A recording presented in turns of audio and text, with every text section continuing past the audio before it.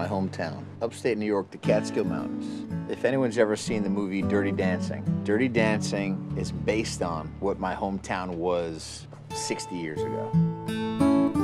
When I was a kid, my father was doing a lot of odd jobs until he finally took a job working for one of the state prisons. My father was a musician. He used to do that for a living. My mother was a musician. A lot of people play music in my family. I grew up about 20 minutes from the original Woodstock site, so that was also part of the local culture. It's hard to explain all of the variations of personality types and lifestyles in the Catskills. It really is a melting pot.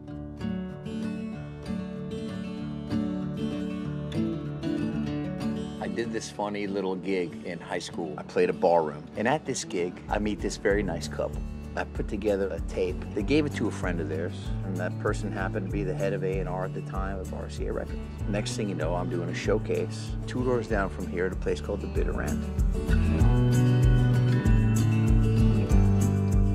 My brother and I were sitting at the bar after the show, and he said, "We gotta move here."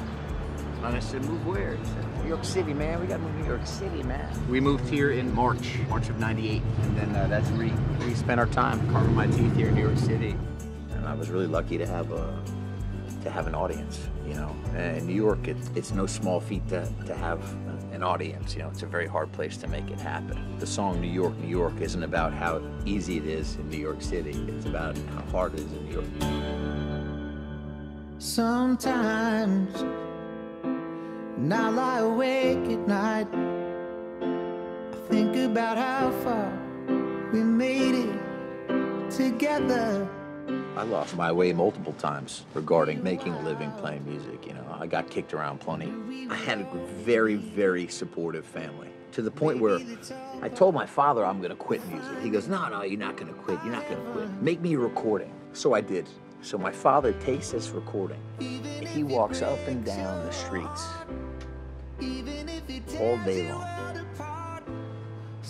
And he's going from bar to bar and restaurant to restaurant saying, "You gotta hire my son." It encouraged me. There's good people floating around, you know, who really did keep me afloat and kept other people like me afloat. Andy Breslin, the guy that owns this place, the Red Lion, he always loved talent. He liked taking care of people.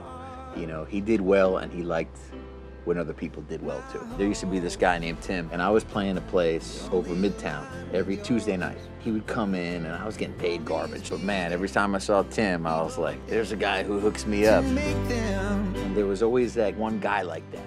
They were like local philanthropists. You know, if they were having a good week, they were spreading it around to people who they wanted to have a good week with them, you know? I think when people show you favor and you see how that has affected your life, I think it makes you a more generous person down the line. Even if it breaks your heart, even if it tears your world apart. State Farm Neighborhood Sessions celebrates great artists who inspire us to give back to our neighborhoods. For part 2 of Gavin DeGraw's story, go to neighborhoodsessions.com.